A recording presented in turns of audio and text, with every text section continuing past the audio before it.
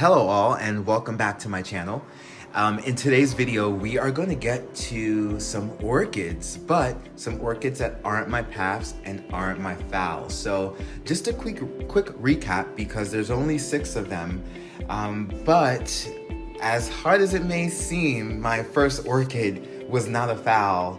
And my first orchid purchase by myself wasn't a phal, it wasn't a paph. It was actually an oncidium. So here is my oncidium, aka baby. She's a cross of Jimbo and Sherry Baby. And Sherry Baby is the infamous chocolate orchid. So this was a purchase from Etsy back in August 2020. The store was called Phals and Epiphytes. Now, it took me a while to bloom this baby. She didn't bloom until January of 2022, and she's a very large plant, so I'll just stand in front of that to give you an idea.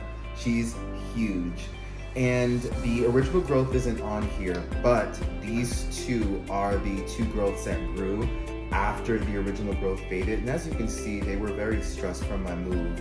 But I have 2 more new growths that are coming in, and a bulb forming there, one slightly forming here, and then 3rd growth coming in there. And this sits in the grow space in the kitchen.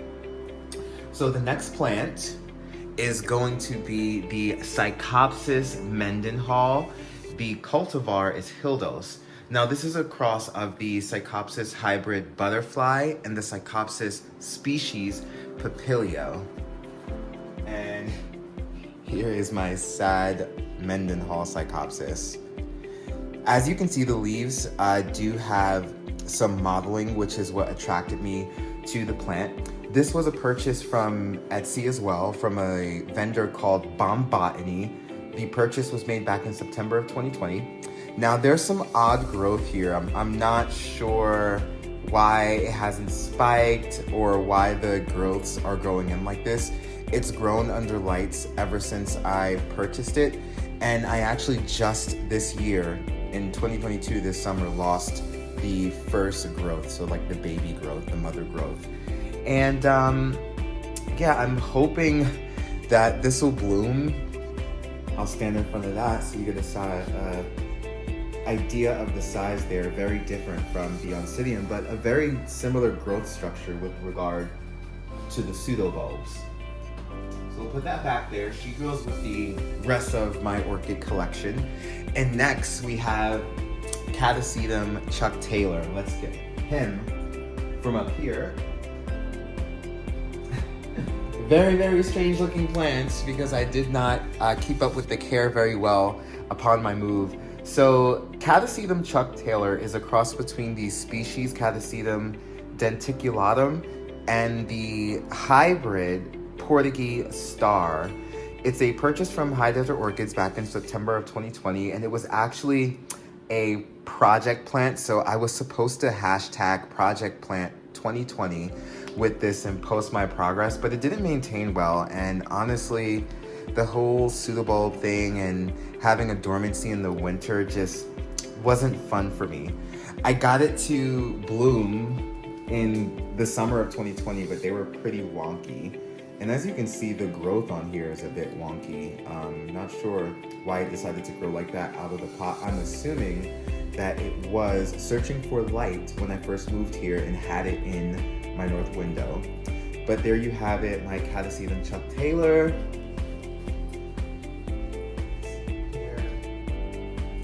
And as you can see, it's in the grow space with the rest of the orchids. The next orchid is a Vanda Costylis, and I just recently moved it. Oh, here it is. So this is basically like a mini Vanda for anyone who wants a Vanda in the home, but just doesn't have the space. As you can see, it is growing a new leaf in there. The Vanda Costylis is a cross called Pinky, and it's a cross of the Vanda falcata and the Rhincostylis gigantea. Now, I'm not an expert in this, but you can cross these plants, although they're different because they're considered vandaceous orchids. Actually, Phalaenopsis are also vandaceous orchids and can also be crossed with some Vandas. I believe some Rinko Stylus as well, but I'm unsure about that. Anywho, also a purchase from High Desert Orchids back in June of 2021, and it hasn't bloomed yet, although it attempted to bloom, and unfortunately, I don't have any pictures of the dried spike. But there is my Vandico Stylus Pinky, coming along pretty well, potted in all bark. A little bit of moss in there. And just to backtrack a little, I didn't mention, my Oncidium is actually potted in full sphagnum moss with bark at the top, and it's in the completely in the clay pot. It doesn't have a plastic pot on the inside. It's because Oncidiums love water but love to dry out, so the sphagnum moss allows it to soak in that water and sit in it, but the clay pot allows for a faster drying time. My Psychopsis is also in all moss because I find that it grows similarly to the Oncidium with regard to loving water, but it loves to stay wet longer than the Oncidium. My Catasetum is also in complete all moss, but my Catasetum does not have a outer cup, so it does grow in the all moss setup in a plastic cup. Excuse me, sir, I'm recording. That's Oscar, everyone. So it's in a plastic cup, my Catasetum, without any coverage because it loves the aeration, but at the same time, like my Oncidium, loves the moisture. Now, moving along, we have the Brassavola Yaki. This was also a purchase from High Desert Orchids, and it was a seedling purchase. I believe it was my first seedling that I ever purchased. It's very tiny. It's a cross between the Brassavola cuculata cultivar red and the Brassavola nodosa cultivar Minnie Mouse. Again, High Desert Orchids back in June of 2021, and it's had consistent growth. No blooms yet. I believe it may have reached maturity as of this year, 2 years of growing, and it is really consistent. It's very consistent with growing. I don't even think it's slowed down during the move. When I first moved here, I actually grew it on my balcony with another Cattleya that we'll get into, and I do grow that in all moss, even though a lot of people do like their Cattleyas on the drier side. Because it's only in the 4-inch pot, it dries out very quick and it drinks water extremely fast. So I've opted for an all moss setup in which it still maintains a timing of once a week watering, which all my plants basically have to require. So let's go get my Brachyolalia now. This orchid and the final orchid, again, Brachyolalia Yellow Bird. So it's a cross between Brachyolalia Richard Mueller, the 4N version, which means it's a very vigorous plant, and it's crossed with Brassavola nodosa.